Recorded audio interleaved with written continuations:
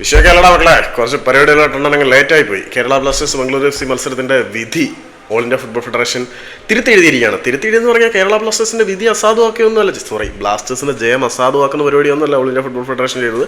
കേരള ബ്ലാസ്റ്റേഴ്സിന്റെ ആ ഒരു മത്സരത്തിനിടയിൽ ബംഗളൂരു ആരാധകരാൽ വംശീയമായി അധിക്ഷേപിക്കപ്പെട്ട ഫാലോ NDA റെഡ് കാർഡ് കണ്ട് പുറത്തേക്ക് പോകുന്ന ബ്രയാൻ സാഞ്ചസിനെ ആശ്വസിപ്പിക്കുന്ന കാഴ്ച എല്ലാവരും മറ്റേ BGM ഒക്കെ ഇട്ട് ആഘോഷിക്കുന്നുണ്ട്. എന്നാൽ പോലും അമരാമാറ കുണം കാണിച്ചു. അത് വിട്.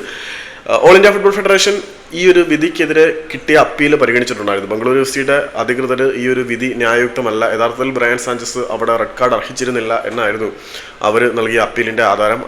ഒരു പ്രൈമറി ഇൻവെസ്റ്റിഗേഷന് ശേഷം അല്ലെങ്കിൽ പ്രൈമറി എൻക്വയറിക്ക് ശേഷം ഓൾ ഇന്ത്യ ഫുട്ബോൾ ഫെഡറേഷൻ ബംഗളൂരുവിന് അനുകൂലമായിട്ട് വിധി എഴുതുകയായിരുന്നു. ആ റെഡ് കാർഡ് അസാധുവാക്കുകയും റെഡ് കാർഡ് അസാധുവാക്കുക എന്ന് പറയുമ്പോൾ ബ്ലാസ്റ്റേഴ്സിന്റെ വിജയം ഒന്നും മാറ്റാൻ പറ്റത്തില്ലല്ലോ. ബ്രയാൻ സാഞ്ചസ് പുറത്തോട്ട് പോയതോടുകൂടിയാണ് ബംഗളൂരു ഒന്ന് പിന്നിലേക്ക് പോയതും പിന്നിൽ നിന്ന് ബ്ലാസ്റ്റേഴ്സ് മുന്നിലേക്ക് വന്നതും 2 ഗോൾ അടിച്ചതും ജയിച്ചതും. അതെല്ലാം അങ്ങനെയാണ്. എന്നാലും ആ വിധിയിൽ മാറ്റമൊന്നും ഉണ്ടാകാൻ പോകുന്നില്ല. ബ്രയാൻ സാഞ്ചസിന് അടുത്ത മത്സരത്തിൽ സസ്പെൻഷൻ ഇല്ല. ബംഗളൂരുവിൻ്റെ അടുത്ത മത്സരത്തിൽ കളിക്കാൻ പറ്റും. സോറി കേട്ടോ, ലേറ്റായി.